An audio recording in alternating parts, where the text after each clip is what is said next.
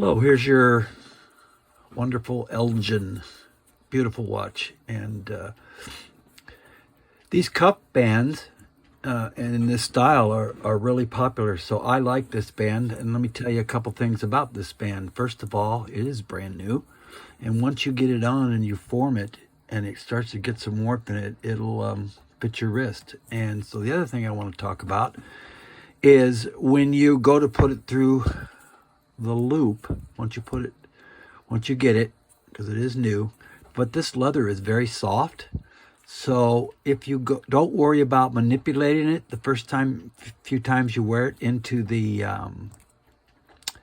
keepers here, because it will take a little effort when you first do it, but not to worry. These things are really sturdy. I mean, I don't want you, yanking on them or anything, but you can see that it takes a little getting used to when you first go to use the keepers.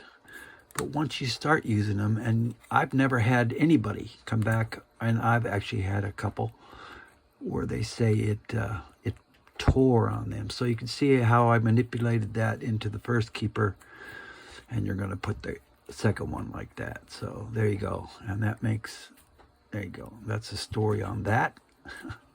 Let's get it out now.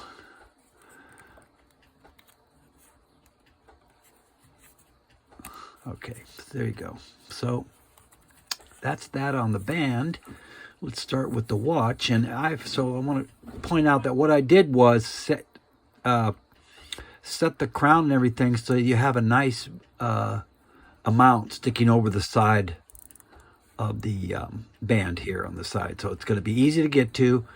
And so here we go on winding and setting. And the other thing I want to comment, this is not a waterproof watch, so we don't want to wear it in the rain or anywhere where it can get wet.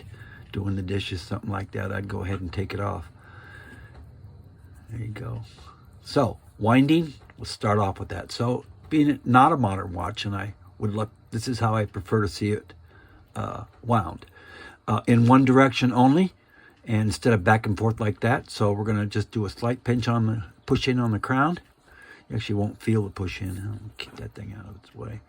So I'm just going to go in the one direction. I don't think you can hear that because this is very smooth.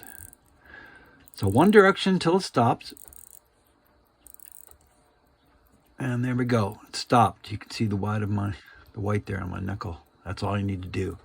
And so there we go. A full wind gives you 24 hours of power to this. This actually stays running for about almost 32 hours. It's an alloy mainspring. So there we go. So now, setting the hands, going to be a pinch out behind the crown, okay? Pinch with your fingers instead of a pull like that. You have much more control. So a pinch out, and you'll feel it release.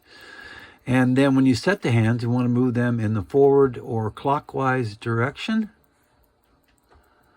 And you don't need to whip the hands around. Take your time. It's part of the experience. It's very old.